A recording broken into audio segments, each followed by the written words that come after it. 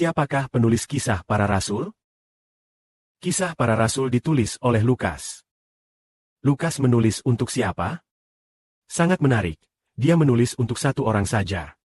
Lukas menulis surat kepada seseorang. Orang itu bernama Theophilus, seorang saudara. Dia menulis Kisah Para Rasul. Dia menulis tentang para rasul, tentang apa yang dilakukan para rasul dalam memberikan kesaksian tentang Tuhan Yesus Kristus, pengalaman dan perjalanan mereka. Dimulai sejak Yesus Kristus naik ke surga, lalu terus ditulis sampai tentang pewartaan Injil, hingga akhir. Paulus di Roma, Injil murni di Roma pun diakhiri. Mungkin diperkirakan sejak para rasul menerima Roh Kudus pada hari Pentakosta, sampai Paulus selesai berkhotbah. Injil hampir selesai. Waktunya mungkin meliputi sekitar 30 hingga 40 tahun. Jadi Kisah Para Rasul ditulis oleh Lukas. Dia seorang dokter, juga seorang yang percaya kepada Tuhan. Menulis surat kepada saudara Theophilus. Sangat menarik, hanya menulis surat untuk satu orang. Namun Kisah Para Rasul bisa dipertahankan sampai sekarang. Menulis seperti seorang saudara menulis sebuah kitab. Ditujukan untuk saudara Yosua misalnya. Lalu hanya ditujukan kepada saudara Yosua itu setiap kata. Tidak berniat menulis untuk semua orang. Yang menarik, surat itu tetap terjaga. Surat itu kemudian tersebar di antara semua orang yang percaya Tuhan. Dari abad pertama Masehi tersampaikan. Menjadi Kisah Para Rasul. Awalnya dia hanya berencana menulis buku untuk menguatkan Theophilus. Agar saudara Theophilus semakin teguh dalam imannya kepada Tuhan. Mari melihat bagaimana para rasul menyebarkan Injil. Melihat mujizat dan kuasa besar yang dilakukan dalam nama Tuhan. Agar dia semakin teguh percaya. Untuk satu tujuan. Dia menulis Kisah Para Rasul.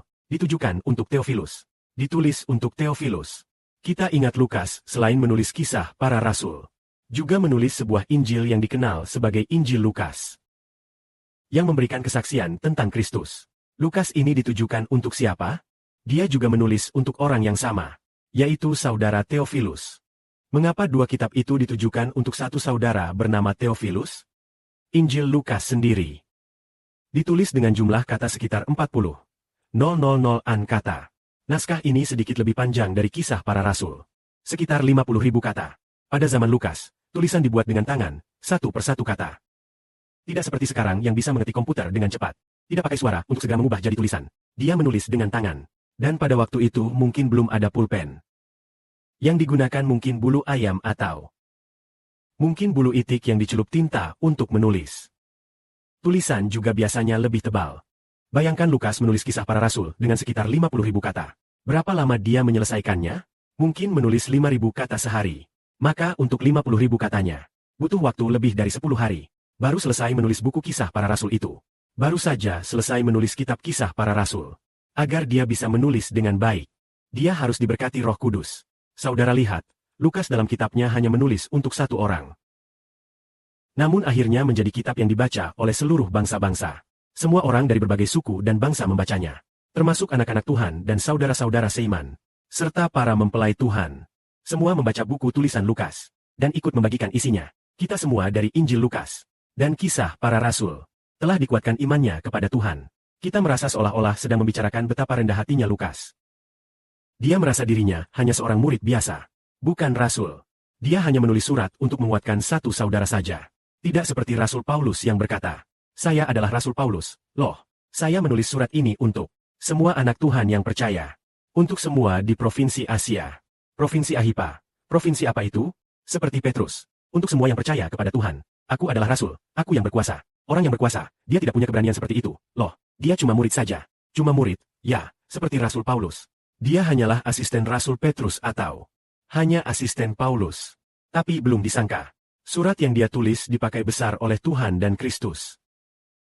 Digunakan dengan besar. Dari sini kita paham bahwa dalam hal kecil, dalam pusat pasar kecil, setia dalam hal-hal besar.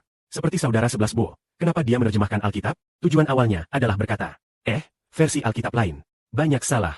11 Bo berencana baca 500 kali. Kalau salah baca sendiri bagaimana? Tentu itu tidak baik.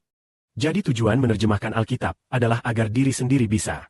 Saya harus menerjemahkan Alkitab. Baca terjemahanku sendiri. Bacaannya tepat. Awalnya untuk diri sendiri. Kemudian secara perlahan merasa mungkin bukan hanya untuk diri sendiri. Loh, mungkin berkat Tuhan. Mungkin kelak banyak orang akan mendapat manfaat. Tidak disangka. Akhirnya untuk seluruh Israel. Dari sini kita tahu harus setia dalam hal kecil.